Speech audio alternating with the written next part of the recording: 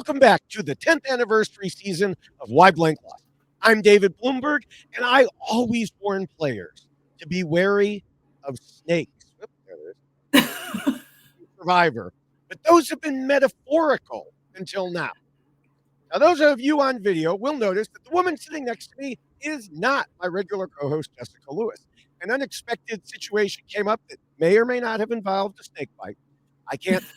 But joining me is returning special guest, Lindsay Carmine. Hi, thank you for that wonderful introduction. Congratulations on 10 years. I can't believe it's been 10 years of Why Blank Lost, 10 years of me listening to Why Blank Lost, which is really exciting. Yeah, I can't believe it either. When the date came up, I was like 10 years. Really? Wow. I know. So we've got to celebrate this season. So. Yes. Mm-hmm. But let's celebrate tonight with a double elimination podcast. A very weird double elimination podcast. Agreed. Now, speaking of celebrating, if anybody, I've mentioned this before, if anyone did not yet see the 10th anniversary special with me and Jessica and Rob, that was a few weeks ago. You can still find that on podcast or video.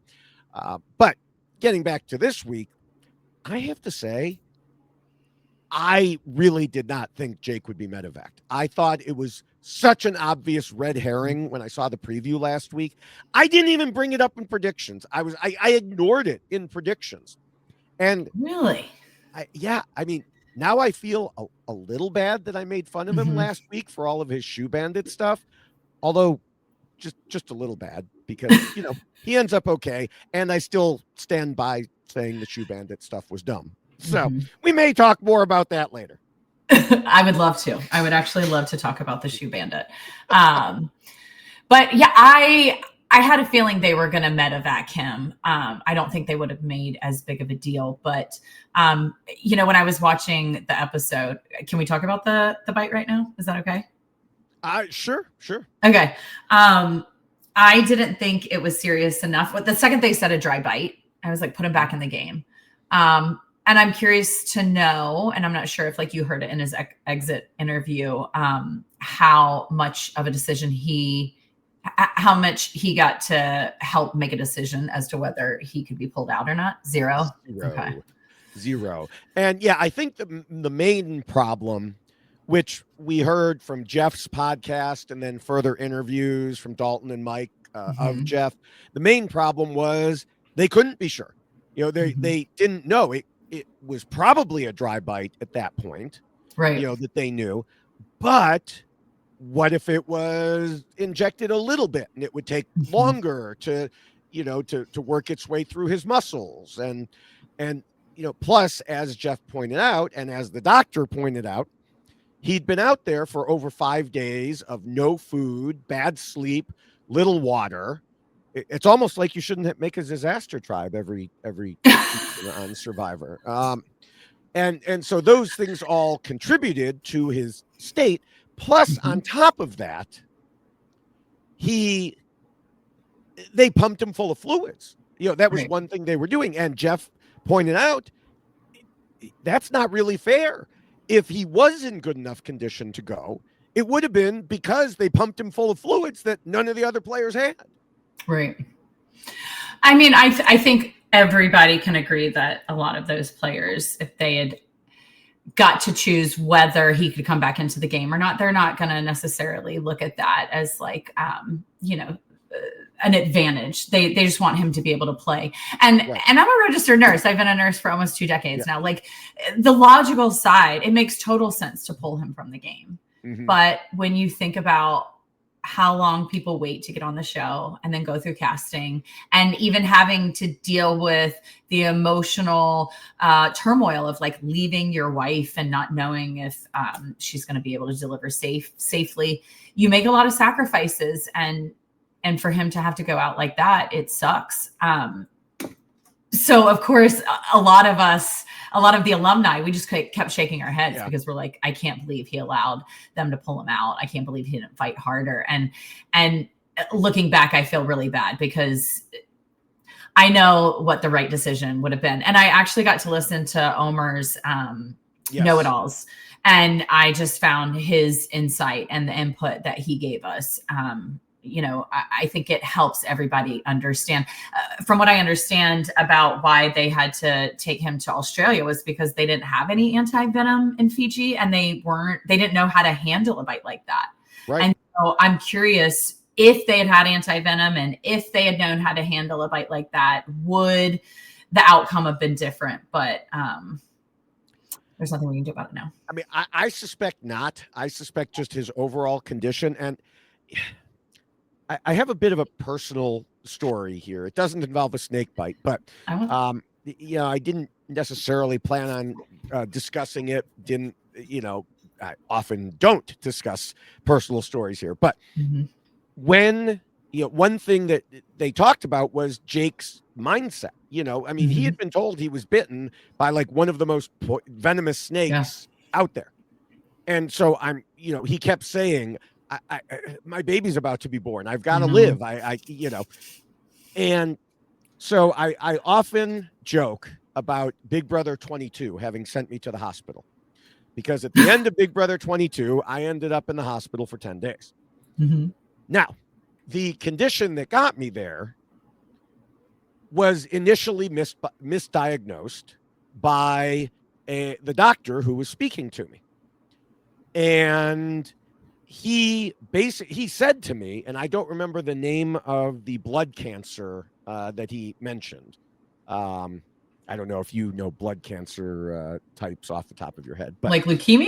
It wasn't leukemia. It was something else. But he said, he said, looking at the information he had, his words to me were, well, some of these cancers are treatable. This was his way of encouraging me. This was his way of dropping a massive bomb on me. Yeah. Okay. And so, obviously my kids were much older. I wasn't waiting for them to be born, but one of them was just graduating college, had literally just a few weeks ago gotten what we thought was going to be a really great job for him.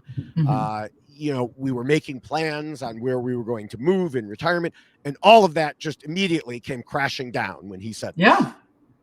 And so I kind of know the mental headspace of Jake, because I was there for like 3 days before the tests came back and said, oh no, that's not what you have. So I, even after that, if I had been playing, I was in no mental position to, go do anything. So like I said, I somewhat understand, what even where he was physiologically, but also emotionally and mentally. And I've already seen some people, I'm just going to call it like I see it, some jerks out there being like, he's weak. These weak players, they, man up and go back out there. These basically these kids these days, they're raised weak and so what, it turned out to be a drive-by. He could just go back out there. And I want to say to them, you go get bitten by a snake. You get told it's like the most venomous, one of the most venomous in the world, and see what your mindset is. Right. Was that on the Facebook group chats? It was in one of them that you're in. Yeah, that doesn't surprise me. Yeah. Look, people can judge all they want. We have no idea what was going through his head. And I'm sure when you feel like your life flashes before your eyes, you start to prioritize what's important in your life. And, you heard him say, I've got a kid on the way. I've got a kid on the way. Right. I knew, sorry, go ahead. I was just going to say, even so, he still had no choice in the matter. Again, it was the doctor and Jeff who made the decision, mostly the doctor, but or at least Jeff made sure the doctor took the blame. But it was a medical decision. But even if it hadn't been, I don't think he was in any position to go back out there. Again, it's just so hard going through casting and and everything that goes into playing and then to have it ripped out from underneath you. Yeah. So the logical decision is obviously to pull him from the game. It doesn't make sense to put him back in. So yeah, it just makes me sad, but I'm glad he got to be there for the birth of the baby. Right. Yeah. So that, that part was good anyway. Absolutely. So even though Jake was taken out as a medevac, we will still discuss his game and how he played up to that point, along with, of course, Jeremiah. Remember him? Yes. Even though this was a rather odd double elimination episode, we'll still follow the same path as usual by comparing how they played to a set of guiding rules for winning I originally wrote way back after season 1, and have been updating ever since. We use all of the non-spoiler information available to us from what we saw on TV, interviews, which we've already talked about, social media, which we've already talked about, and secret scenes.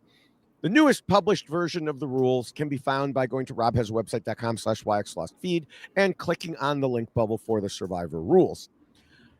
But before we get to all of that, now you've already talked a bit about,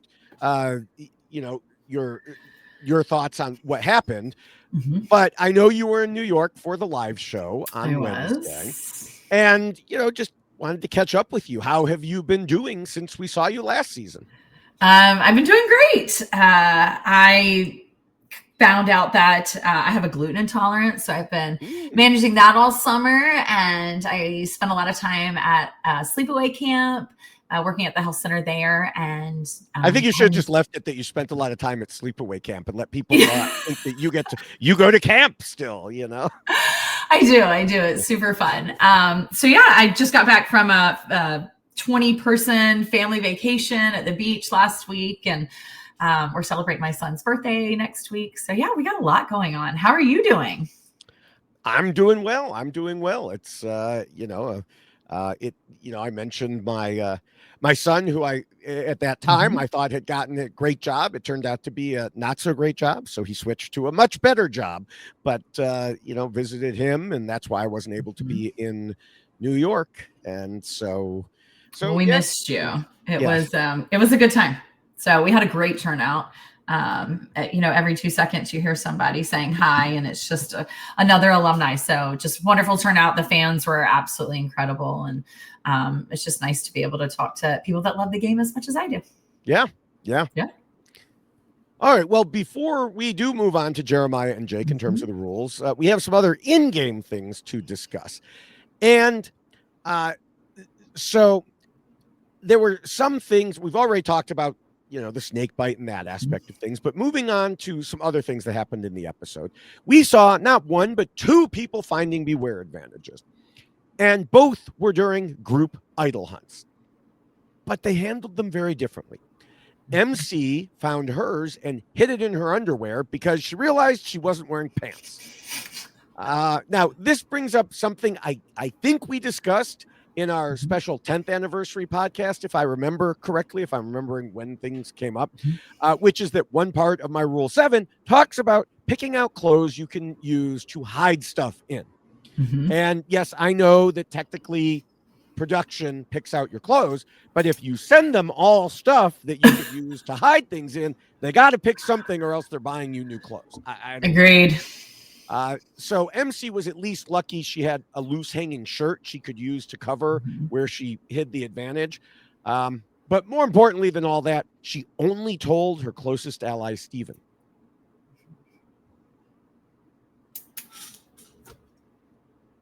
Did I lose you? No, I'm sorry. What did you say? I'm so sorry. I was just talking about how she only told Steven and not the rest of the tribe. I'm sorry. I thought you were saying something afterwards. No. So I thought you were comparing the two. I'm like, yeah.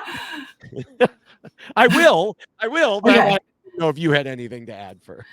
I mean, I'm not a big fan of sharing information yet. And we can talk about it when we talk about, Alex, Soph, Jake, and Jeremiah and their idol finding. But I just feel like that's information that you need to hold close to your chest. And we kind of talked about it at the live show about why people feel the need to share information and share idols, and different players had different opinions. I thought Tiffany had a great, honest input, which was sometimes you just get scared out there and you start to get nervous and your emotions overtake you, and you just need somebody that you can confide in and that will kind of ground you and might help you make sense of things when you aren't thinking straight out there. And I thought that was a really great way to put it. I wouldn't know because I've never found anything out there, but I have to imagine that's probably how I would feel if I found one. Yeah, I mean, I can understand MC telling her closest ally. I would prefer she didn't tell anyone, but right. I think she's looking to make a break from this 4-person group that she's in. And so I can understand her wanting to forge a tighter bond just with Steven. So maybe she can, pull him away from that Matt group. But, comparatively on the other tribe, Rizzo found it and immediately told everyone. And I think it was because it was a group idol hunt. And I think there was otherwise a risk of getting caught trying to hide it while other people were around him. Now, he said all the right things, of course, like, oh, this is for the tribe. But then he privately told us, oh no, it's for me. But are we surprised? I mean, how many different people say it's for the tribe and then go back in a confessional and they're like, it's mine. So, I mean, I'm not right. I'm not surprised by that. But was it Alex who told Annie about an advantage? Alex who told, Alex, I mean, everybody on that tribe knew. That was right, but I felt like, he kind of did something similar, which was he was trying to talk to somebody that wasn't in his alliance too, not necessarily to break away from his alliance, but for him to be able to say, I have options. I still don't know why he told Annie, because he knew Annie was going. Right. The only thing I can think of was it was part of making Annie comfortable, which was his mission. And so to tell her, I have this idol, if I have any hint that there's a problem, I will play it. Then what that tells her is don't bother playing your shot in the dark. Right. So that's the only reason I can think that he did it. Over there, that turned into a huge mess because everybody ended up finding out. But I mean, as it turns out, he would have needed at least one person just because, and I think that's, we discussed it a little bit, I think last week, that Jeff and production know that there are people like us out there yelling to the hilltops, keep it a secret, don't tell anyone. Yeah. And Jeff's like, try to keep this ball and chain a secret, I would have been so mad. I mean, that thing was so loud. And I think my favorite was as they're walking through the woods, you can kind of see Jake in the background. He's got it wrapped around his neck. And yeah. So we'll see if it's similarly a ball and chain for the other two eventually, or if it's something. I gotta think it's something similar. It has to be fair, at least. Fair and equal. Right. So, but getting back to Rizgod's tribe there, we also saw Nate talking about how Sage and Jawan were on the outs, and then Sage and Jawan talking to each other about how they weren't sure where they stood. Sage, if you're 6 days in and you're saying you haven't heard anyone's name and wondering about that, yeah, that's a problem. If nobody is talking to you, they're talking about you. Right. I'm wondering, are they talking strategy and we're just not seeing it again? Or is it a case of the kumbayas and she just doesn't think now's the time to start talking strategy? But you have to start talking strategy immediately because everyone else is doing it. Right. Exactly. And it doesn't seem like she really has been. Now, to her credit, she decided to address the situation. Unfortunately, she went about it in completely the wrong way. Rather than trying to make inroads, she threw someone else under the bus and talked about Savannah to Savannah's closest ally. Oops. Yeah. I mean, like I said, you don't want to do that out there. Yeah. But people not only talk strategy, they talk about you to other people when you're not talking strategy. So you might as well do it. You might as well talk strategy with each person out there. I couldn't understand why she threw Savannah under the bus. I think they'd be great together. I think all three women would make a great alliance. Yeah, I mean, Savannah seemed very surprised when Shannon told her that, saying, "Oh, I thought we were good." Now, while she said I thought we were good, she was also planning to vote her out if that happened to come up. But Right. So I do think that she jumped ahead in the line. If this tribe stays together, she jumped in front of Jawan, possibly saving him, which is good. Just Jawan is my pregame winner pick. So, I mean, I like Sage too, but I got to root for my pregame winner pick above all else. So yeah, and if the tribe were to stay together, and she might be the first on the chopping block, but I think that the tribe switch up next week could change everything for her. Right. It could really change her game, especially if her and Sophie end up on the same tribe. Yeah. Yeah. All right. Well, there were, of course, some other things going on that I will be talking about either on TikTok or YouTube, unless you have anything else or anyone else you want to discuss before we move on to the rules. No, I don't think so. At least not yet. Okay. I was getting a lot of Justine from my season vibes with Savannah. And I mean that in the most loving way ever. I love Justine. So I'm really enjoying seeing Savannah on my screen.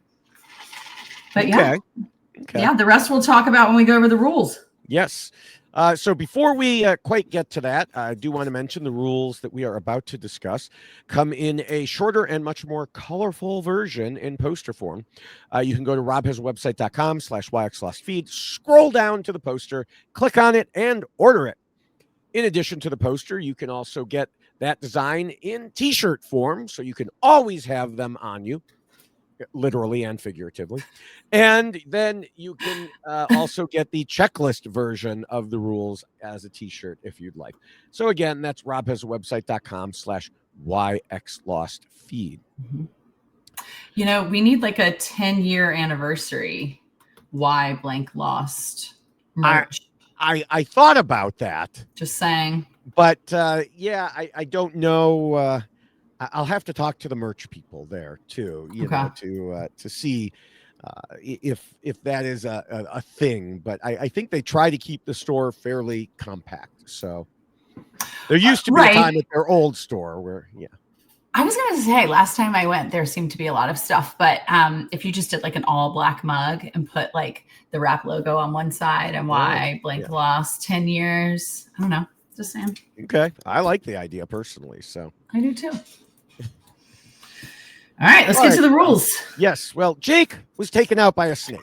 While that's not uncommon on Survivor, we usually don't mean it literally. And Jeremiah was not in as good a spot as he thought he was, even before Jake was gone. How did each of them do in the lead up to getting taken out? And what would likely have happened this week if Jake had stuck around? At RHAP, we know Survivor, and we know why Jeremiah and Jake lost. The first and most important rule is, of course, to scheme and plot. We've talked about the pregame alliances for the first 2 weeks of this season. And for anyone who may have missed those, the quick recap is that Jake and Alex mutually wanted to work with each other in pregame Ponderosa. Sophie wanted to wrap Jake the meat shield around her little finger, and Jeremiah knew Sophie would be his ride or die just by looking at her. So we saw those four get together right away, meaning Nicole and Annie were pretty much screwed. And indeed, Jeremiah confirmed all of that in telling Gordon Holmes that they knew coming in they needed to create a 4-person alliance. Quote, so that 4 is created within minutes. And then the 2 people who are on the outs are always going to be on the outs. The 4th person is always going to be the 4th person.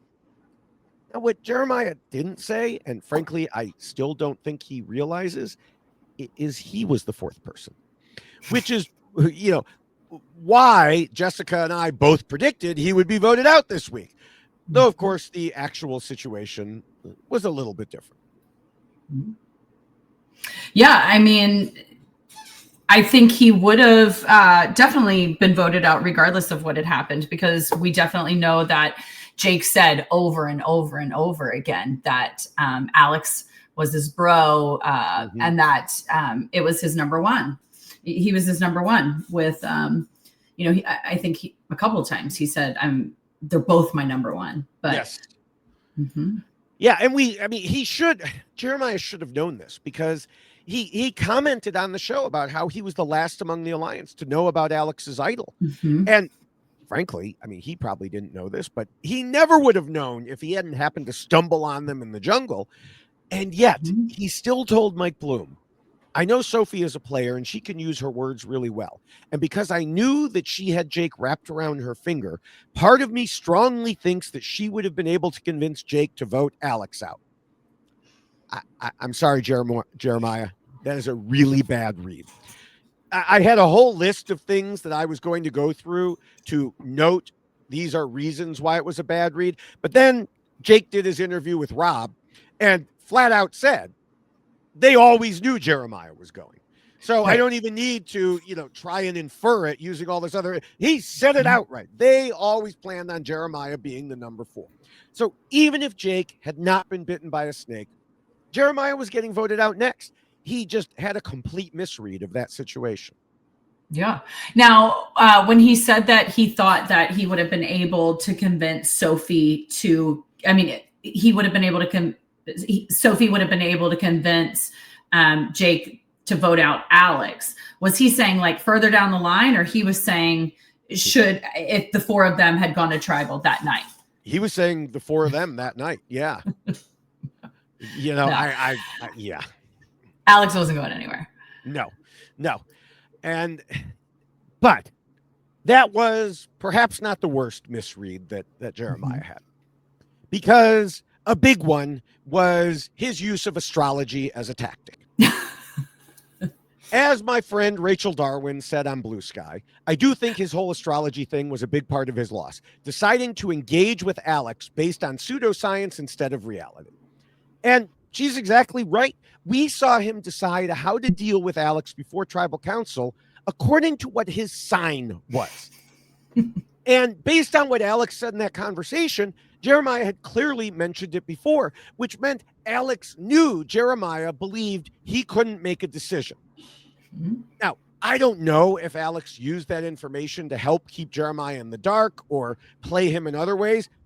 I sure would have, because if you base your arguments on BS instead of actually just dealing with the person in front of you, you're not going to be able to really talk to them. And what he specifically said was, because Alex is a Libra, I'm trying to be as neutral as possible so he won't play his idol.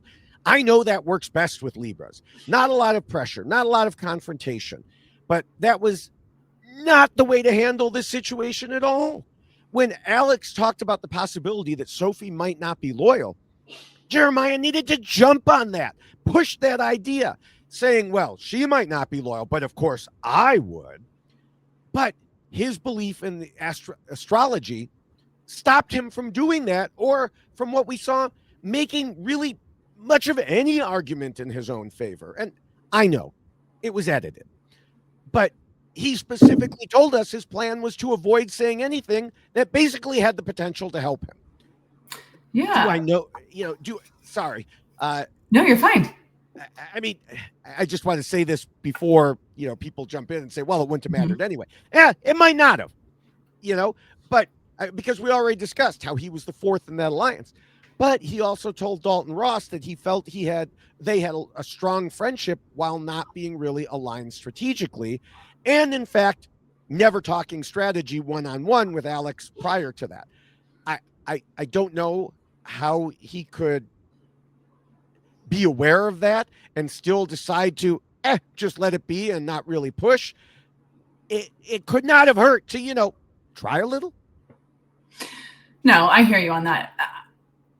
I'm a firm believer that anything's possible in the game of Survivor. And it's because we've seen almost anything happen in terms of, we think the vote's going to go one way and that there's no way somebody's going to be willing to flip the vote. And all it takes is like one conversation from someone. All it takes is the right person saying the right thing at the right time. And this is why I firmly believe that a longer game is better for the game of Survivor, because when you have so much more time in between tribals and challenges, you have more opportunities to have those conversations. You see how quickly people will change a vote when people are scrambling on an island. We see it a lot during a merge vote. So I just think it could have happened, but I honestly think Alex never trusted Jeremiah to begin with. And so it was a long shot.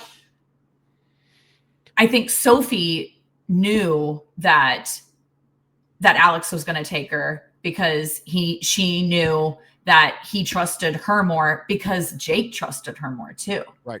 And I think, the one thing that Alex kept saying was, I've got to think about my long game and who I can trust more. Yes. And he was clearly always going to trust Sophia over Jeremiah. Could trust have been built eventually? Yes, but it wasn't anywhere close to where it needed to be in order for Alex to be able to switch his vote from, Jeremiah to Soph. Yeah, I mean, all we have to do also, like you said, was it likely? No. But he says the right thing, triggers the right thought, and maybe it switches. But he believed, and that's all it was a bad belief, that this was the way to handle him because he happened to be born at a certain time of year. He knew nothing about Alex. Like he was saying, people like Alex don't like a lot of pressure or confrontation. This man is a communications director for a sitting congresswoman. And he thinks he can't handle decision-making. He was the youngest communication director ever.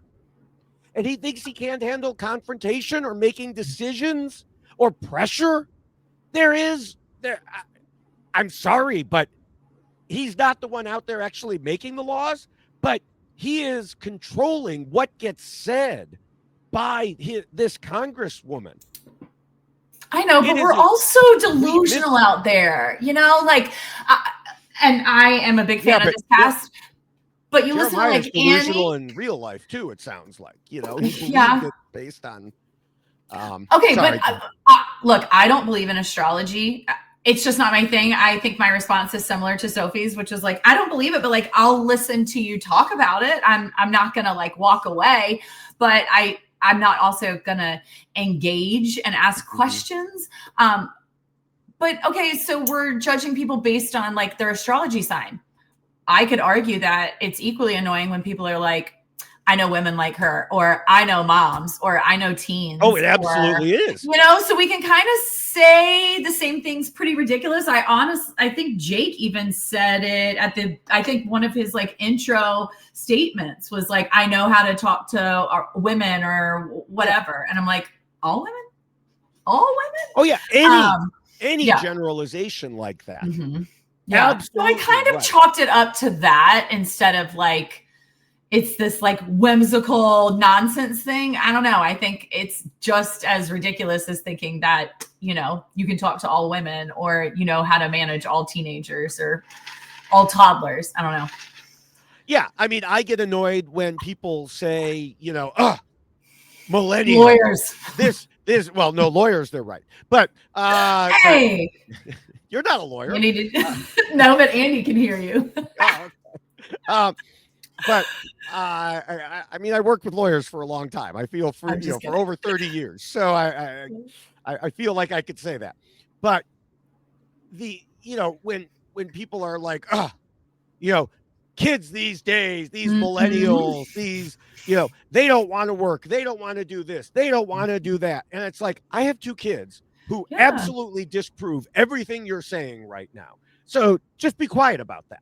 And so any sort of generalization, but he just went beyond generalization to specifics. Like, I know who you are and how to handle you. And I'm going to do it, even though I've known you for 6 days in this game, I'm going to ignore that and treat you this way because of when you were born.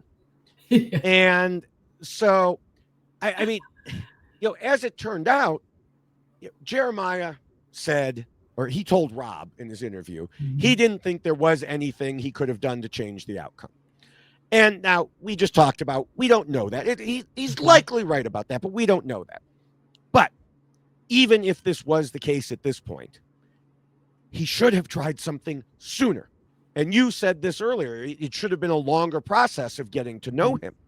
But he said he hadn't spoken strategy directly with Alex the whole time. He should have realized that and changed it. If you're in a 4-person alliance, but you only talk strategy with 2 other people, you pretty well know where the fracture could be in that group. And you might not be on the right side of it.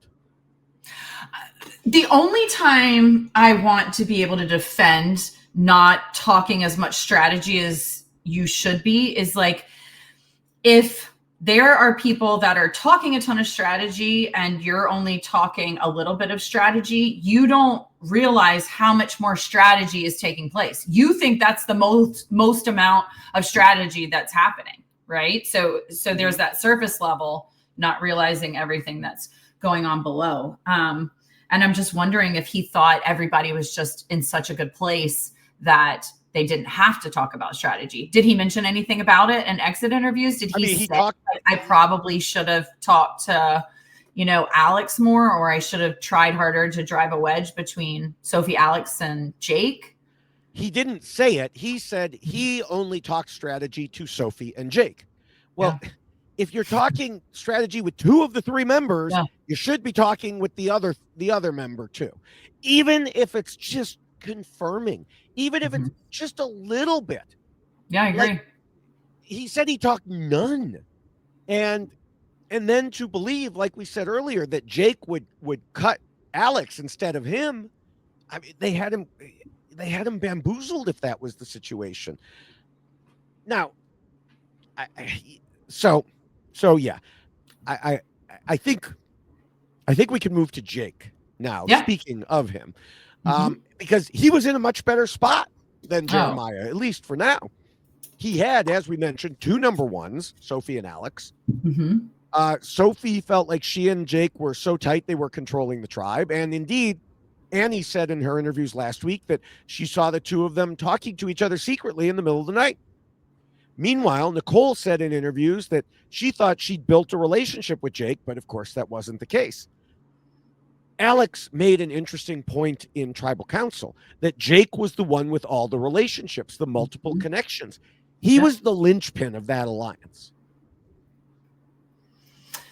Yeah. I mean, are we talking about scheme and plot here with Jake? Yeah.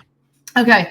Yeah. I mean, he was the common thread. The fact that Jake and Alex could so openly display their bromance. And I want to say that the first time, who was it? I think it was Jeremiah or Sophie. I can't remember who was talking to Jake, and Jake was like, yeah, let's be together, but Alex is with us too. Like, he's my bro. Right. And he's like, that's not going to change. I can't remember what his wording was, but I was like, oh, that's a bold move. But, he had no problem hiding it. And I think that speaks volumes as to how comfortable he felt about his position. But I think when Jake added Jeremiah to the foursome, when they were finding the idol, Jeremiah was super appreciative of Jake. And I don't know, you could just see that he genuinely had a great relationship with each person out there, especially Sophie. I mean, Sophie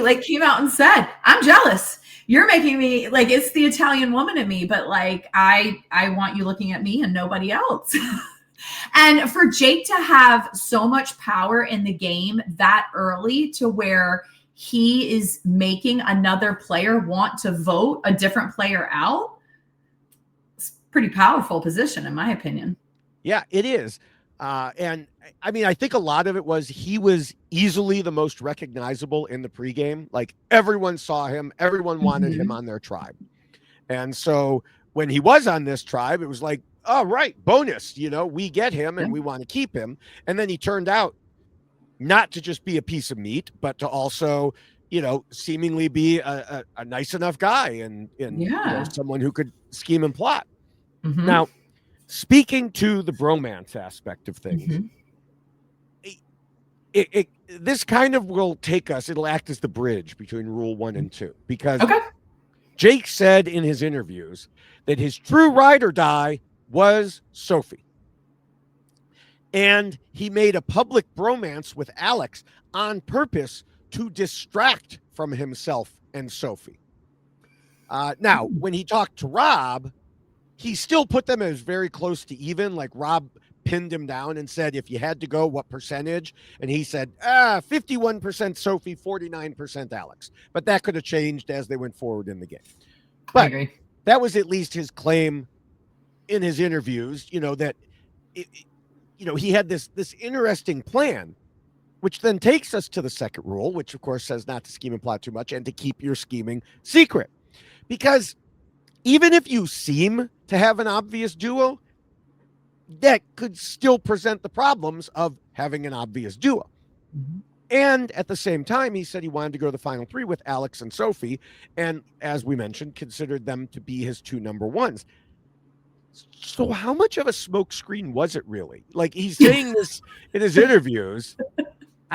And who are they smoke screening? I don't understand that. They've already voted everyone out. Who's left? Yeah.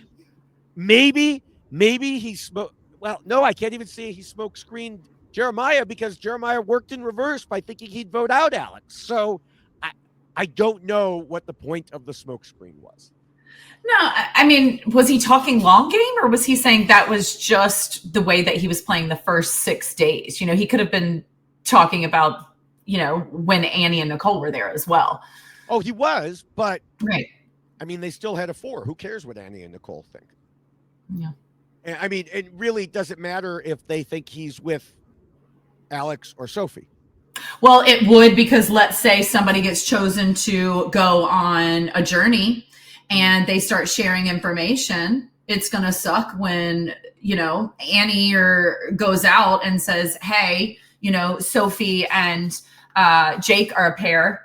If you have an opportunity to give them a disadvantage or to steal one of their votes, or if there's a merge, somebody's got a idol or a advantage. I don't know. I mean, you're right. But again, he was making a smokescreen to hide his 49% and go with his 51%. Somebody's still going to win there, David, and somebody's still going to lose, regardless of what the percentage is. And why I know that? Because I'm a Philadelphia sports fan. I heard they did well this week. I don't want to talk about it, David. Yeah. I shouldn't have even brought it up. Yeah. Sorry. Too soon. We're still hopeful here. We're still hopeful. We've got one game left. All right, I'll pull for you. I'll pull for you. Well, hopefully we've got more than one game left. But okay. Fair. So right. We're easing into a rule number 2. Yes. So I mean, that's really all I had to say about Jake for this one, because he didn't have much time to make anything else happen there. As for Jeremiah, he seemed to say way too much in that first tribal council by talking openly about how they were comparing two people to see who was weaker. He even said the person in question had no idea and thought they were part of the majority. And this almost alerted Nicole, and should have alerted Nicole. But as we discussed in the first podcast of the season, for some reason, she believed Alex's reassurance in that moment that she was fine. But she really should have played her shot in the dark in that moment. Yeah. He gave away, Jeremiah just gave away everything by talking in tribal council. I mean, I think what I thought when I saw that clip was, I was more worried about Annie, because I thought Annie is now going to think that everybody is talking about having to choose between the two of them, instead of thinking that she might actually have a shot with, let's say, Jeremiah and Alex, because she does see Sophie and Jake together all the time. Or she might think she has a shot with Sophie and Jeremiah because Jake and Alex are together all the time. I don't know. I mean, at that moment, we didn't know it yet until the second episode, but at that time, she thought she was controlling the game. Exactly. she never thought that she was one of those two. Mm-hmm. She knew they were talking about Nicole, but yeah, it was just, oh gosh, for him to say that in tribal council, that was just, that was too much. It didn't end up hurting him, but I could, if he had made it further in the game, it certainly, if he kept talking like that, it certainly could have, but he never had a chance to. Sometimes I wonder how much confidence plays a factor in what people say when they're at tribal council. I don't know, because I've never been to tribal council when I'm confident, but he seemed really confident when he was saying that. I can't think of any other reason why he would want to share that information. I don't know. I mean, to be fair, they had, or mostly Alex had fooled Nicole. So, yeah. But yeah. Now, other than that, did you see any problems from either player here? I didn't see any problems with scheming and plotting. I thought Jake did a great job of balancing scheming and plotting versus not scheming and plotting. I think the issue I had with Jeremiah is I don't have anything negative to say. I just don't have anything to say. And that was frustrating for me because when I found out who we were going to be discussing tonight, I went back and I intentionally tried to look for stuff and I just wasn't seeing it. Not as much as I was seeing it with Jake. Yeah. All right. Well, we can move into the third rule, which tells players to be flexible. Speaking of Jeremiah, and I think we may have just gotten your answer, but how do you think he did in terms of this rule? I mean, he didn't really have anything to be secretive about. And I'm trying to think if at any point he was trying to backstab anybody. I mean, aside from like a vote out or trying to turn on Sophie to get Alex to vote for her instead of him. But otherwise, there wasn't a lot of scheming and plotting from him. Right. Yeah, I kind of messed you up here by merging 1 and 2 at the end there. But yeah, I like I said, I think you have the answer here for his flexibility in terms of Rule 3. He, like you said, he didn't have anything to be flexible about. Jeremiah? Yeah. I mean, I feel like we talked about how he got all his information through Jake and Sophie. And even though he had a friendship with Alex, they didn't talk strategy. I'm sure he felt probably like 2 out of 3 wasn't bad. But again, this is why you need to ensure lines of communication with everyone are open if possible, because you never know when you might need to rely on someone, which is what flexibility is all about. The time came for Jeremiah, and he just didn't have that history of talking game with Alex that he could fall back on. Right. And I don't even think it's confidence alone. I think it's control. I don't want to say he was like being carried in the game, but I also don't see at any point where he was controlling the game. He was making decisions. I felt like he was being told everything. And I think that's wonderful. Being in the know and having information, that's wonderful. That's one of the core components of being a great Survivor player is having information and knowing what to do with it. I think the part that he was missing was doing something with the information that he had, or trying to be a little bit more aggressive, or trying to take control, knowing that there were 3 other people that were driving. Yeah, I mean, that's a very good point. Even, even when he talked about, like, if they had gone to tribal council as a 4, he didn't say, I thought I could convince Jeremiah. Jake. He said, I thought Sophie could convince Jake. Yeah. So you're right. You're absolutely right. He was not taking a role in the actual direction that they were going. Okay. I'm going to say though, if he was able to get Sophie to vote out Jake, I would have put him in a power position at that point. Right. Right. I just didn't see him doing any of that. Right. Exactly. Now, Jake himself did have lots of options because he had set it up that way. Not only was he talking with Jeremiah, but also, of course, with Sophie and Alex, the members of his trio. And I mentioned in Rule 1 that Alex noted in Tribal Council how Jake was the one with all the relationships. If he had been able to continue, that would have come in very, very handy. Yeah, absolutely.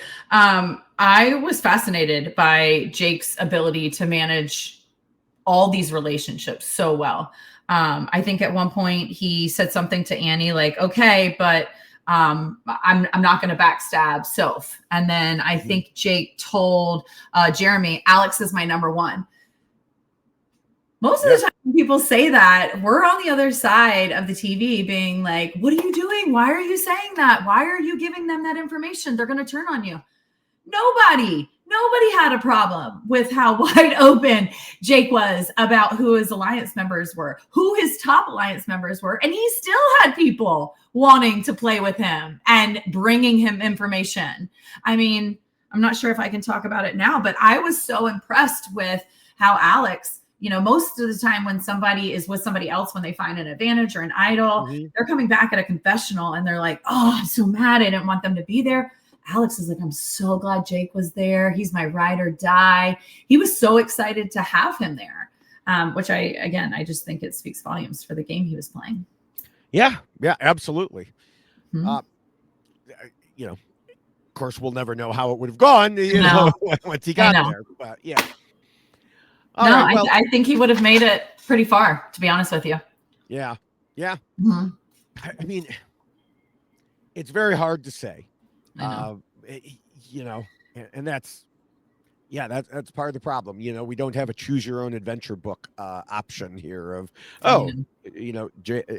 Jake doesn't get bitten by a snake. What happens then? Let's but we can hope he gets invited back.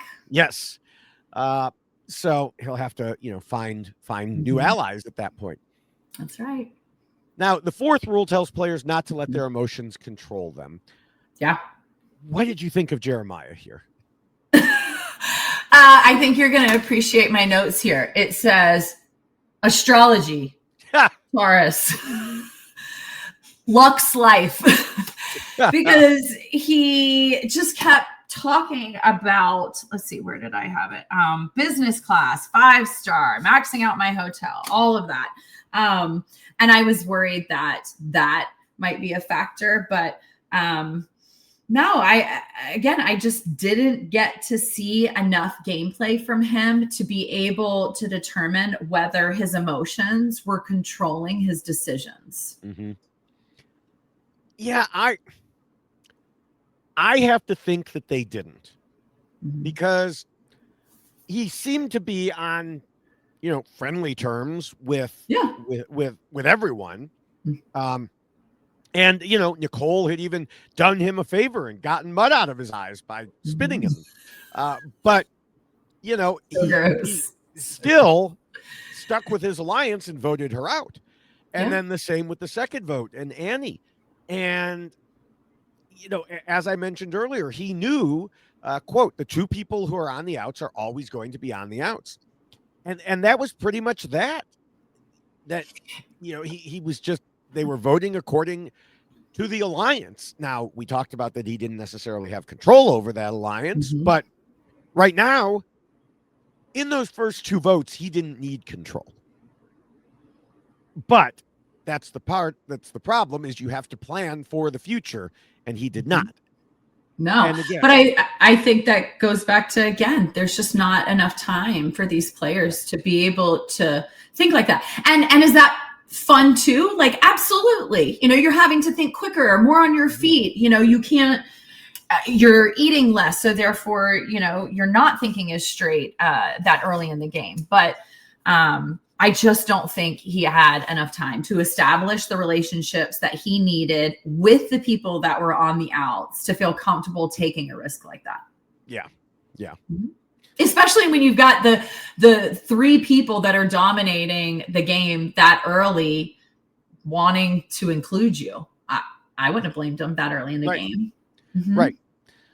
Yeah, and I think, when we move on to Jake in this rule, the one issue, now this didn't come up, but it was an issue that I think was set up to cause him problems going forward.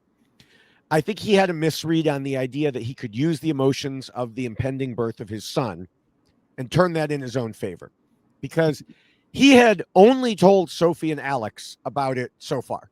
That was going to be one of the things on my list that indicated that Jeremiah was not in that trio there. Yeah. But I didn't have to mention it. But yeah, he had only told those two. Jeremiah was not in that, was not told about that. But he said to Mike Bloom that he was planning to tell others to keep himself safe because he knew he'd be a massive target at Merge. And he said it would, quote, pull the heartstrings. I think he has it exactly the opposite. Mm-hmm. I think if you're out there and he tells you this, you look at him and say, so not only is he this massive physical threat, yeah, but he's got this whole baby thing to talk about if he makes it to final tribal council. Get him the heck out of here. Yeah. Or how about this? How about maybe people are going to judge you? Maybe people are going to think you're a shitty guy for leaving your wife to have a baby all by herself. Lord knows people on Facebook and TikTok do. Yes. And I am not one of those. Let me be clear. I am in no place to judge. I am not here to give my opinion on whether he should have gone out there or not. I'm just saying that's a risk that you've got to take. I was trying to figure out whether I told people that I was a nurse when I went out, because it was so close after COVID and I had been a COVID nurse. I was worried, like, are people either going to feel bad for me and want to keep me out there longer, or are people going to use it against me because they're going to be like, she's going to use it as a story to tell during final tribal council. And so you just you try not to make a big deal about it and just comes up in conversation. But again, I feel like that was a huge risk. And a lot of people, because they don't know what the rules are after you get voted off, they're probably thinking, let's get him voted off. Let's get him home. Yeah, you're right. Like, here is your ticket home to your baby. Let's vote you off. Yeah. Yeah. I mean, there definitely, could have been people who thought like the some of the Facebook and TikTok people who are like, he's a terrible person for doing this. And to my mind, it's like, if it's okay with you and it's okay with your wife, those are the only two people that matter, especially since he was doing it with his dad in mind, who was going blind. I mean, that's another, even without that, it's still only between those two people. But with that added in there, it makes it even more understandable why he would want to do it now. So, but you're right. There could have been players who were like, what is he doing here? Well, okay. I think the more likely response would probably be, you're kind of a jerk for using that, knowing that people are going to, haven't we had a couple of players at Final Tribal that don't want people to know certain things about them? Like Jeremy. Oh, well, he waited till the end to tell everybody. He waited till the end to do it. Right. But I think any player who knows about Jeremy would take one look. If Jake told them ahead of time, they'd be like, he's not going to Jeremy us. Yeah. We're not going to let him get to final tribal council with this information.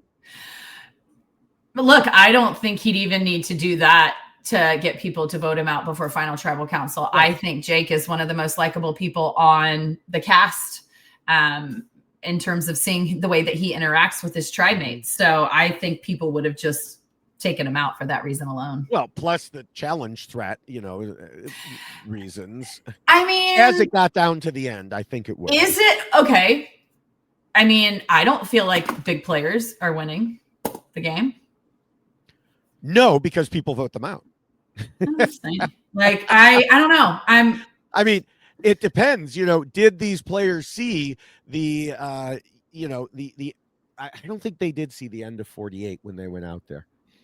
So they didn't know that like 3/4 of the post-merge individual challenges were based on arm strength. But if they did know that, they certainly would have been like, get this guy out of here. That's, we don't need that again. So yes, but you're right. I mean, I said it last week when Annie was saying, oh, we need to get him out now because he'll win all the challenges. Well, no, he won't win all of them. he would win the ones that are geared towards strength, but he's not going to necessarily win the ones that are geared towards a lighter person hanging onto a pole, for example. Yeah. Well, I mean, I think the other thing is would Sophie or Alex keep him around as a meat shield and work together to keep him? Yeah.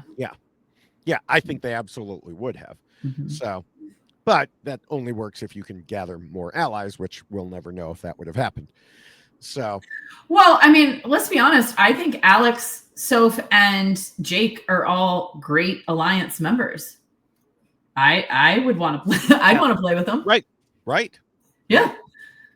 So until you find out he has a baby on the way, and then you're like, get out. So, all right. Well, the fifth rule reminds players they need to pretend to be nice and play the social game.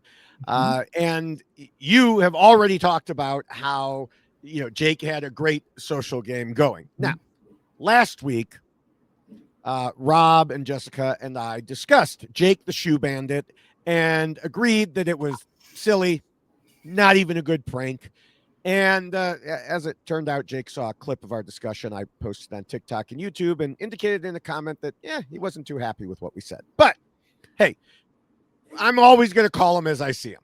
And anyway, I did think that we were being shown that. I thought there was a reason behind it, that we were being shown it because someone would find out and they'd be annoyed and it would come back to bite him. But no, something else bit him instead. So I guess they showed it because they expected. I mean, there's a large contingent of people who are like, we think that's funny. And hey, that's great. If you do, fine. I think it was both poor gameplay and not terribly creative, personally. But I think that the producers and editors put it out there to add more personality to him so that we'd have more of a feeling when he got taken out the way that he did. Yeah. So I think what pleasantly surprised me with Jake was, the first intro that we get of him is this picture of the poster of him doing Sydney hot shots. And, they're portraying him as kind of like a macho, beefy, physical guy, right? But as the episode goes on, absolutely, 100%, just like you. As the episodes go on, you start to see a softer side of him. I see just how supportive he's being and how affectionate he's being. It reminds me a lot of the guy friendships that I see at camp, so friendly and wanting to spend time together and stuff. It's just sweet. And I think that because you got to see the softer side of him, it allowed you to see what a great social game he was having. And I enjoyed seeing him. And then when he ended up doing the Shoe Bandit stuff, I don't know. I just think it's in such bad taste. You see how sensitive people get about their stuff. I mean, remember Reem got voted out because she just moved people's stuff wanting to put it into the sun. So you're taking a huge risk, especially when people see you asking questions about shoes. And then the next thing you know, someone's asking where their shoes gone. I don't know. That's risky. I wouldn't take somebody's stuff. And some people may think it's funny. I just don't. And I'm not willing to take a risk out there. But again, maybe Jake was in such a great place that he felt comfortable doing it. And maybe the people there would think it was funny. I don't know. Yeah, it's possible. And, since it all stayed secret before he left, I don't think anyone had any negative feelings about him at that point. He, like you said, he seemed to be everyone's friend. Sophie even said that he was the closest thing she'd had to a big brother. After knowing him for 6 days. 6 days. I know you get close out there quickly, but you made him into a brother in 6 days? I mean, I wouldn't have said James or Gio were the closest things that I had to a brother out there, but it felt like it. It felt like it at the time. I wouldn't say a brother, but maybe, that's how Sophie felt. But instead of like mocking that situation, the first thing I thought when I heard her say that was like, wow, he's had that much of an impact on her. Yeah. Yeah, that's true. That's true. I mean, I think it just shows how good of a bond they had out there. Yeah. So now, As for Jeremiah, I think he was in a similar position to Jake in terms of his likability. I think that everyone liked Jeremiah. We didn't see any indication that people disliked him. I don't think Alex chose to vote him out for anything associated with this rule. What do you think? I think they liked him. I don't think they saw him as a serious player, at least not yet. You know, you do get to make immediate decisions about who you have great first impressions of, or people that you're like, I definitely don't want to play with that one. And you can get that set up, but as the days go on out there, you start to realize, oh gosh, this person's going to be the crack in our alliance, or wait, this person is our alliance, but I'm really enjoying spending time with them. I don't know where I'm going with that, but sorry, I'm getting old, David. I'm getting so old. No, you're not. Yeah. Remind me what my point was. You were talking about Jeremiah being likable. So yeah. Okay. So I think he's likable, and I think everyone enjoys him. I just don't think if they have to choose who is going to be the person that they're taking to the end, he hadn't given them enough to want to leave a really great thing and go off with him. Yeah, I agree. Yeah. Would he be chosen if they didn't have Alex and Jake to choose from too? Yeah, he's great. I just think, comparatively, the core three, exactly. Right. I think the core three just saw more in each other than they did in Jeremiah. And that stinks for Jeremiah. Yeah. All right. Well, the 6th rule warns against being too much of a threat. And I guess the snake felt threatened by Jake as he sat there on his beach with his water. Technically, he did. Yeah. And luckily, not enough of a threat to use his venom. That is good. So there's that. That we know of. Yes. That we know of. Right. Too much of a threat, but not like murderous levels of a threat. But otherwise, of course, Jake knew he would be seen as a threat at the merge. And Annie wanted to take care of that threat in the second vote, but nobody else was going with her. While I think he would have been seen as a threat come the merge, we've already talked about this a bit. There was a problem he never ended up facing. So for now, as of this point, it wasn't an issue for him. No, it wasn't an issue for him, but I think we need to talk about what is a threat. I think Jake's level of threat is different than Jeremiah's level of threat. Jeremiah's level of threat is never going to be physical, right? What's his level of threat going to be? Social in theory, if they had made it that far. Yeah, it's just, again, unfortunately, I feel like there were 2 other people or 3 that were better social players with each other than Jeremiah. So, and you talked about the Jake also could have had the social threat level as well. I kind of feel like he was more of a triple threat.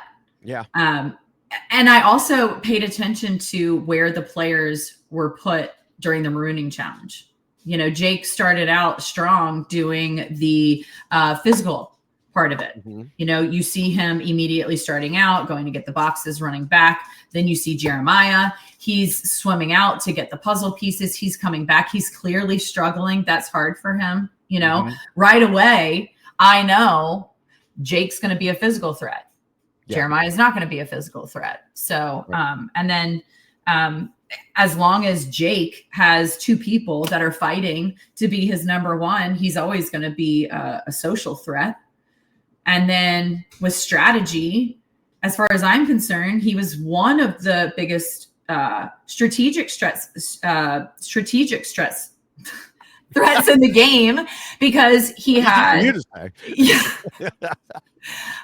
again, he had enough power where he was controlling somebody else's emotions on another player. He had somebody seeking him out to help him with the beware advantage. That's a threat right there too. Whether they're talking strategy or they're making strategic moves, I don't know. Yeah.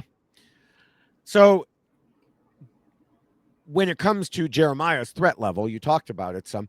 Do you think Alex weighed that at all versus Sophie in making his decision? No, I think Alex was basing his decision on trust. Yeah. And who is going to help him navigate this second part of the game. They knew they're either going to merge or do some type of tribe swap. And it's way too early for a merge, right? So they're going to swap tribes somehow. And I think his thought was, if that happens, who's more likely to stay loyal to me? Who's more likely to get information?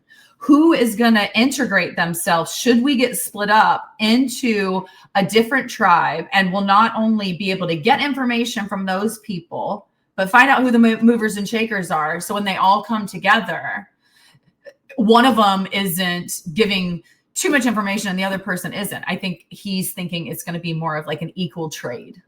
Yep. I don't know. What do you think? I agree completely. Okay. You took the words right off of my note page here. So it just goes back to what we talked about earlier. Like, who was he talking strategy with before?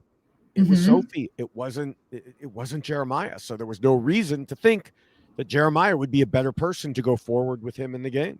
Right. And I think for future players, when there's like 3 or 4 people that are standing around having conversations, and you start to notice that like a couple of people are dominating the conversation, you've got to find a way to integrate yourself into that conversation as well. If you're continuously the person that's sitting around just listening to what everybody's saying, not only are you the person that's on the outs, but you're not doing anything to make yourself not the person on the outs. Yep. Give some input, do something, be a part of that conversation. Don't be the person that they're telling you what to do instead of asking you what they should do. Yep. All right. Well, the 7th rule covers idols and advantages in game mechanics. And Jeremiah and Sophie sort of tried to talk Alex out of playing his idol. But as we discussed earlier, it seemed like Jeremiah didn't, push hard enough there. Though I really do think it would have taken some masterful magic plus a big mistake on Alex's part for him to not play his idol at that point. I think the days are gone of players having an idol and not playing it. I think it was smart of Alex to play it. We talked about it at the live show. Everyone firmly believes that idols are going to be put right back in. And so there's so many more opportunities to get advantages in the game that you would be stupid. You'd be stupid not to play it. Yeah. Even if you wasn't coming back in, this is your, there's 3 people left. There's no way. He said it himself. He'd be kicking himself forever, And so, he absolutely had to play it. But speaking of that idol, we mentioned earlier that Jeremiah was right about his position in the alliance when he saw he was the last one to find out about it. But we also talked about how that didn't seem to register with him, as he still thought Jake would vote to keep him if they had gone to tribal council as a foursome. So he had a good read on the situation, but he didn't do anything with that good read and missed the logic completely. No, but do you think he was just saying that after the fact? Like, you can say something and not actually believe it, right? Like, yeah. I mean, he could say it now, but did he actually believe that when he was out there? Why would and would he have made the same decisions out there based off of what he's saying now? I don't know. I mean, there was no decision, really. I don't know why he would purposely make himself look worse by saying this in interviews now. Like, he knows Jake is out there giving interviews, and he's out there. He's saying at the same time, "Oh, Jake would have." There's a big part of me that thinks Jake would have kept me. No, there was no part of Jake that was going to keep you. So, I don't know why he would be out there saying that. Now, I mean, I understand people sometimes in interviews say things to make themselves look better. I know. That's what I was hoping. I'm just trying to give them the benefit of the doubt. Yeah, I don't know why they'd say something to make themselves look worse.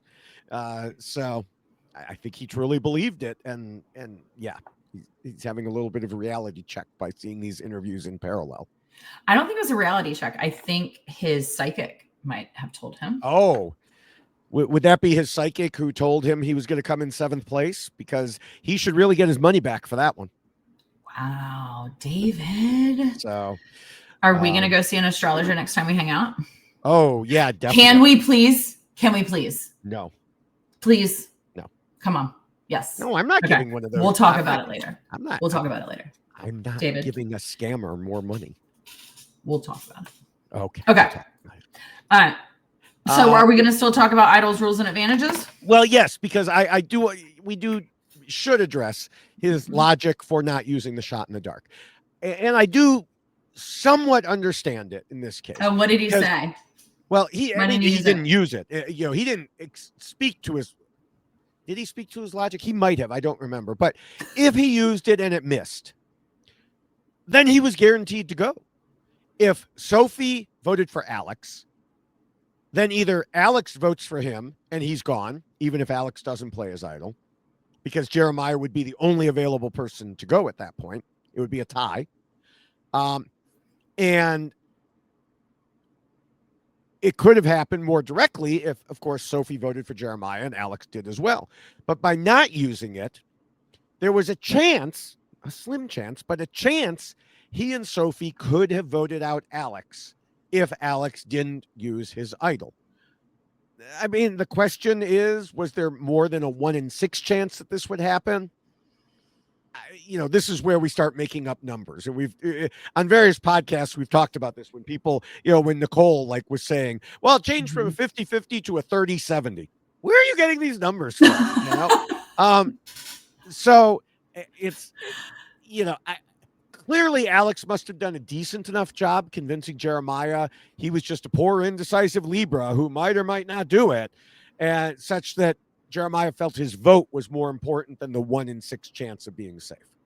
I think even if Jeremiah thought that Alex was going to vote for him, I still don't think he would have played this shot in the dark.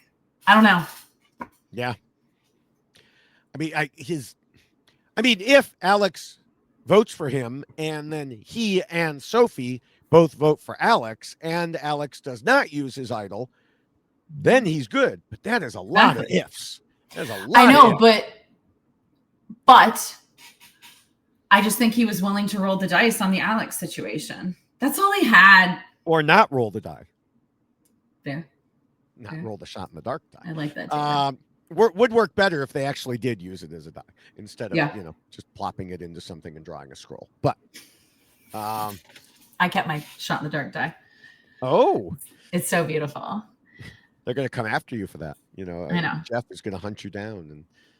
But let's talk about Jake and idols, rules, and advantages, because I thought he did some really sweet things. I thought when Alex found the beware advantage, I thought he was really encouraging. Mm-hmm. And I thought that was a great way to really improve his social game with Alex.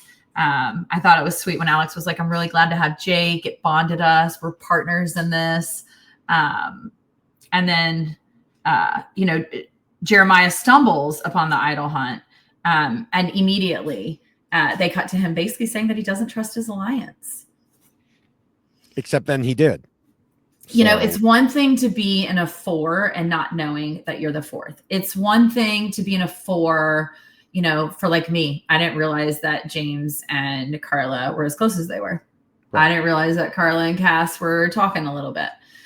We knew how close Gio and Ryan were. I mean, they're like Alex and Jake, but he had it right. He could feel it. He knew that he was going to be the 4th. I think he just needed more time to be able to work his way in and try to figure out where the cracks were. And I truly believe cracks would have come up. I think between Sophie and Alex, I think there's going to be some cracks. They would have. He needed to start exploiting those on day 1 or 2 rather than waiting until, it's too late.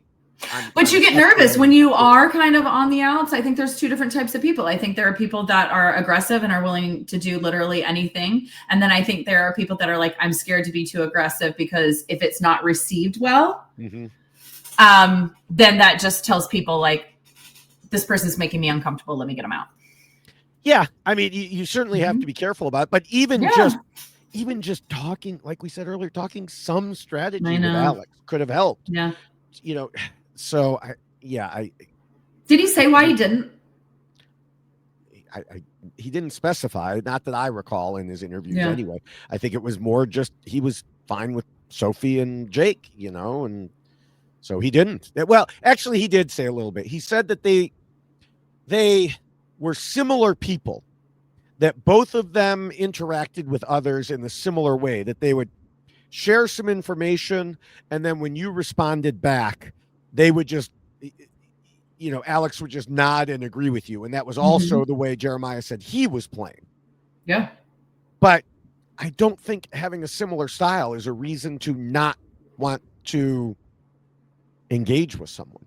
Well, no, for a couple of reasons. I mean, number one, at some point, those other 3 people in Alliance are going to be in a situation where they're having a conversation. Mm-hmm. And you don't want to give any of those 3 people a reason to bring up your name.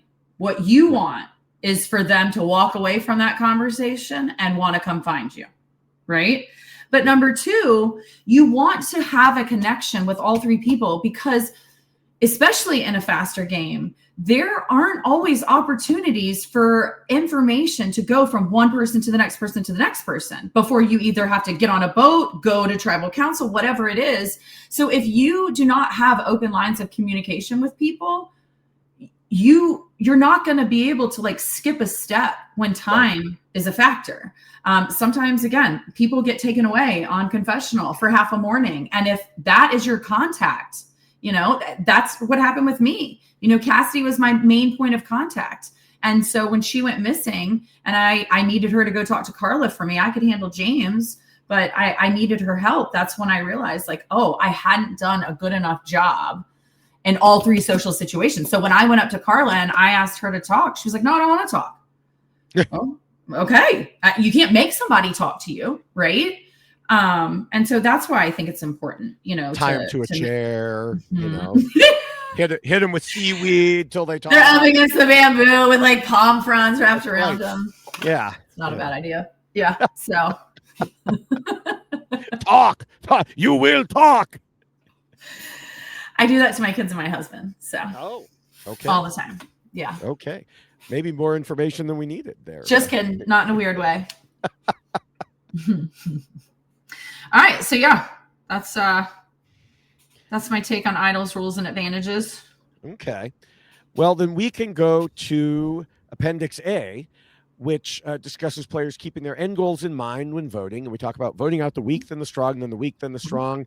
And as we discussed at some amount of length last week, because Rob loves this one so much, being weak is not necessarily a matter of physicality or challenges. And indeed, being weak as an ally is usually more important. We say this all the time. It's don't assume weak means like muscle weak. And certainly that was the case here, that it was weak as an ally, because excuse me, we have discussed how Sophie was a more integral part of the alliance, even after it was blown up by Jake being medevaced. And, simply put, Alex trusted her more than Jeremiah, because as we covered, Jeremiah didn't give Alex a reason to trust him instead. And so it seems pretty obvious to me that Alex made the right call. Yeah, Alex definitely made the right call. And I'm not sure if I mentioned this earlier, but I also think Jake's ability to trust Sophia played a role in it. So it wasn't just lack of trust with Jeremiah. It was the amount of trust that Alex had in Sophie. And I wonder how much of that was influenced by Jake. Like how much of an influence is he having in the game, even though he's not even in the game anymore? I suspect there was some,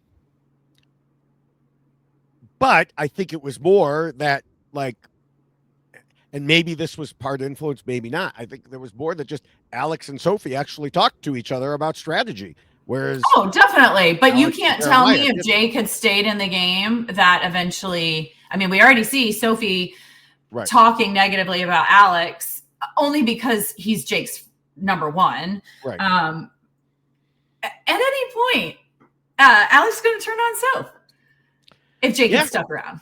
Yeah. You know, because Alex is going to have the same issues with Sophie that Sophie's having with Alex. I mean, he could have tried, but then Jake would have said no if Jake were still there. You know, he wanted the three of them to get to the end.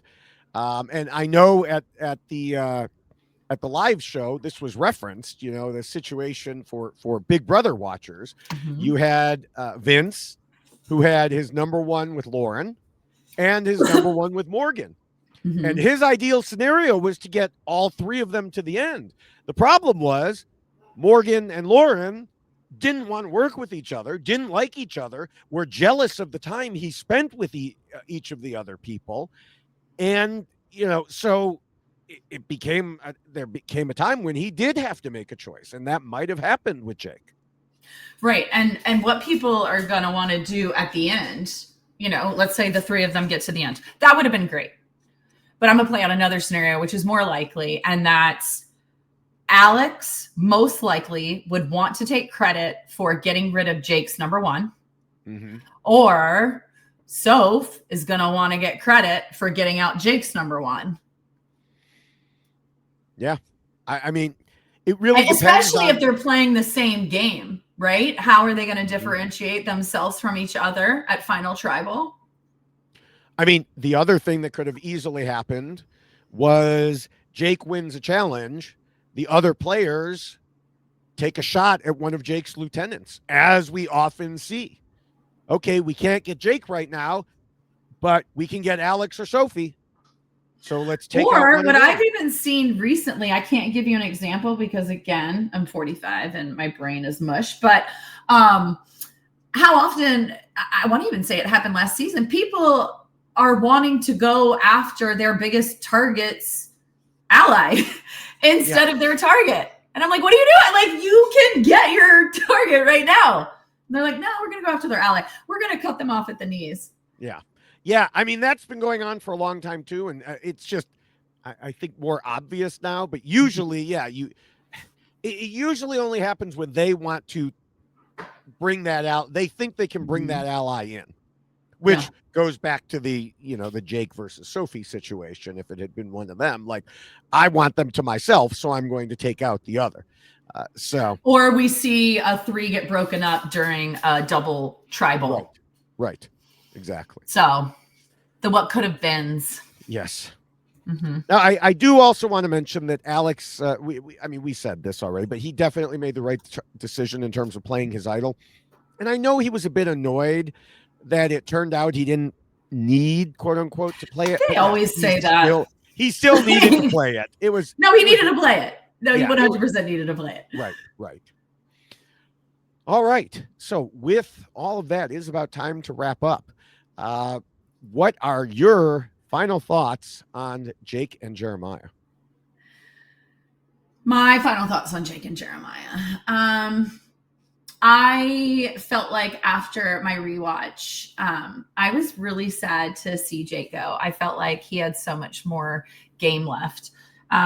Jeremiah, again, it's not that I don't feel the same way. I think I just didn't get enough screen time of him to be able to really understand what his strategy was going to be, what his gameplay was going to be. I felt more like, people were telling him what to do. Like, even when I was evaluating Jake and Jeremiah's votes throughout the season so far and how they made that count, I just wasn't seeing anything from Jeremiah. I felt like he was more being told how to vote instead of guiding a vote or benefiting from a vote in some way more than the other players, in terms of like being able to take credit for it or being able to say that I was part of that move, something, but I'm just not seeing it. So. Okay. Yeah. Well, what about you? Well, just when you think things can't get any worse for a disaster tribe, reality comes up and bites you on the foot.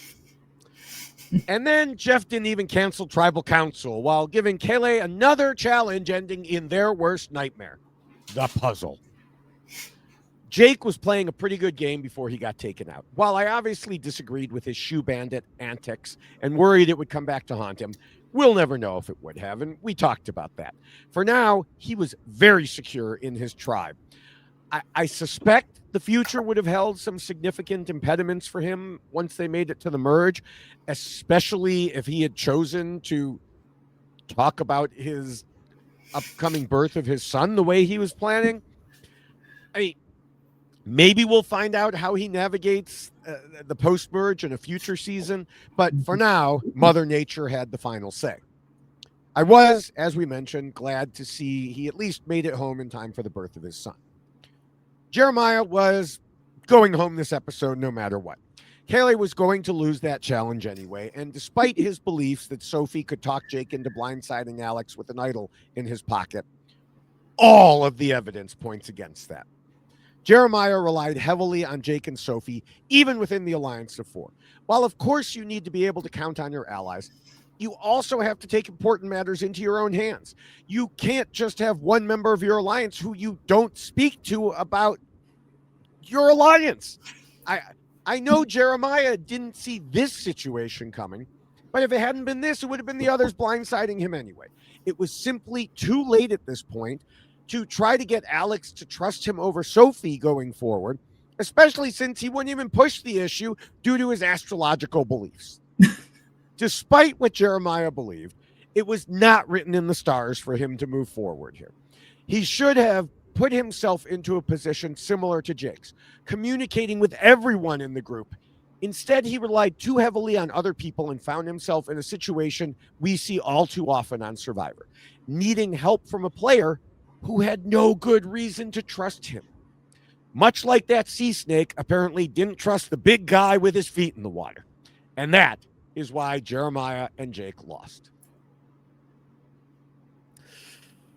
So, all right. Well, I hope you're ready with predictions, but we're not. Oh, no. Wait, what? What am I predicting? What am I predicting? What? I know. It's not like I gave you good content tonight. Yeah. Look. All right. Not yet. Don't predict Okay, yet. We gotta okay. keep people on the edge of their seats because Fair. First, I want to mention that next week we will have somebody here who you've already mentioned, one of your former tribe mates, runner-up Cassidy Clark. Oh, yay! That's so fun. So she will be back, and then of course we want to remind everyone that the rules we just discussed are indeed available as a poster, or as a T-shirt, or as a checklist T-shirt. So again, if you didn't write it down earlier, go to robhasawebsite.com/yxlostfeed. Mm-hmm. And of course, we are on social media. So where can people find you? If they want to reach out or just kind of follow along my day-to-day happenings, I'm mostly an Instagram girly. I gave up X, and as everybody should. Yeah. I think there's something that you guys had posted that I joined, but I don't think I've been on, but it was referenced at the live show the other night. And so something Sky, what was it? Not Blue Sky. You have an account there. No, the other thing. It's I mean, there's Blue Sky. That's the one. No. Is there something similar to like Discord or? Oh yeah. I mean, there's Discord. It's not Discord. I barely. Anyway, I'll figure it out. Okay. But yeah, just come say hi to me over on Instagram. I'm usually like rage posting about politics or showing what I'm doing in my day-to-day life. Talking about healthcare, the good stuff. Taylor Swift. Yes. Yes. And so, of course, Jessica is available as Jessica Lewis 89 on Blue Sky, and yes, that other place, and on Instagram as Jessica Lewis 6789. You can find all of my accounts on Linktree, where I am Linktree/David Bloomberg, or you could find me directly on Blue Sky as @David Bloomberg. And of course, on In terms of video sites, I am on YouTube, TikTok, and Instagram as at David Bloomberg TV. I have been posting about 3 videos per day as they pertain to mostly Survivor. I had a trickling more of Big Brother 27. I think those are pretty much done at this point. And so it's almost all Survivor. There will, of course, be some Celebrity Traders UK, and then maybe some Amazing Race, and of course, Traders Canada, who will have some familiar faces, some Survivor familiar faces there. So now it is time for predictions. Would you like me to go first, or do you? Yes, please, please. So it seems like the tribes will probably be split into 2 groups of 7. Yeah. If they do that, I really, really, really hope they don't just plop Sophie on one and Alex on the other. Now, if they do, and Yellow ends up going to Tribal Council, it could lead to some interesting results, because we already know MC isn't happy with the foursome Matt invited her into.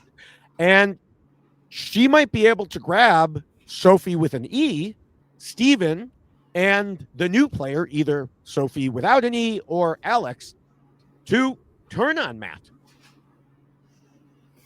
I mean, even if they do shuffle the deck, I just feel like we've seen the stuff about MC not liking Matt, not liking that group, liking Sophie with an E, liking Steven. I think things are going to shake out so that matters. So I'm going to predict that Matt goes.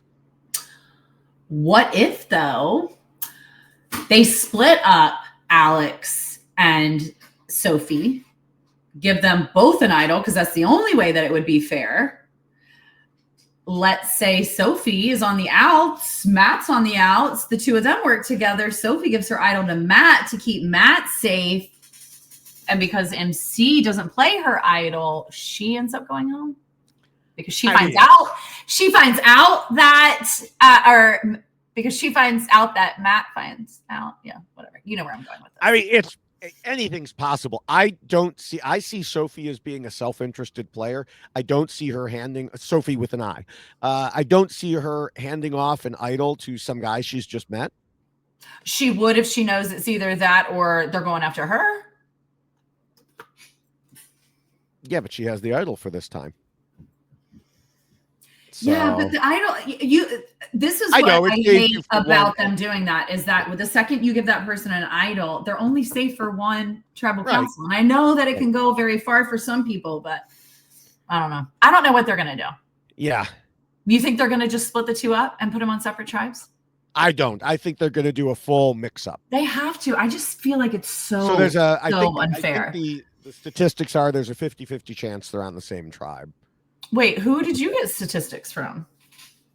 Just myself. No, if they split up. I thought you meant the statistics of previous. No. I just mean if they do a full mix. That data. If they do a full mix, either it can be Sophie and Alex on different tribes, or Sophie and Alex on one of the same tribes. So I think it works out to 50-50.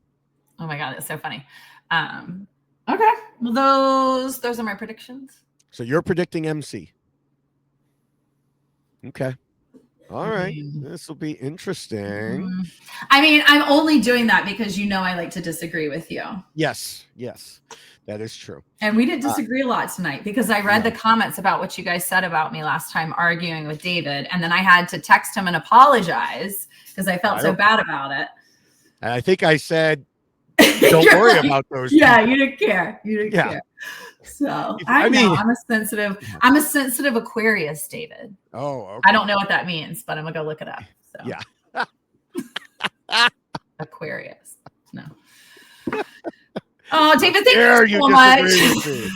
Thanks for letting me come and hang out on the 10th anniversary of Why Blank Lost. You guys could have ditched me a long time ago, and you didn't. And the fans have still stuck around. So fans, thanks for still listening. We kept it under 2 hours for y'all for double elimination. It did go. It did. I have to admit, it took longer than I thought it would. But yeah, I mean, before we fully wrap up, I do want to encourage people to check out the RHAP patron program at robhasawebsite.com/patron. You can get, all the special podcasts, and you can get access to shows, live shows earlier, and discounts for live shows and things like that. Also, make sure you're subscribed to all of the RHAP Survivor podcasts by going to, as it says on the screen for the video viewers, WeKnowSurvivor.com. So, yes, thank you so much for continuing to come back every season. We knew when we said, well, it's a 10th anniversary. We would have had you on anyway, but we're like, well, we got to make sure that Lindsay comes back for this. Thank you. No, and I tell you guys this, but it can't be said enough. The best thing that I ever did for myself in order to get onto the show was to join the Rob Hasek podcast community and to listen to Why Blank Lost and to listen to the exit interviews and to absorb as much information as I can. Look, I know I didn't get very far, but I was prepared out there. And the reason I was prepared was because of you guys. So thank you. Well, thank you. Thank you for those compliments. And yes, we wish you would have gotten farther, but that goes back to, you had a majority on that tribe of Why Blank Lost listeners that we needed to come up with that secret code word to get people together. And we didn't think of that yet. So it's okay. So, now I get to come and hang out with you and talk about other Survivors games. Yes. So, yes. Yeah. All right. Well, thank you again. And, next week, Jessica should be back. Cassidy will be here, as we mentioned. And everybody can find us on social media before then. So see you soon. Bye. Bye.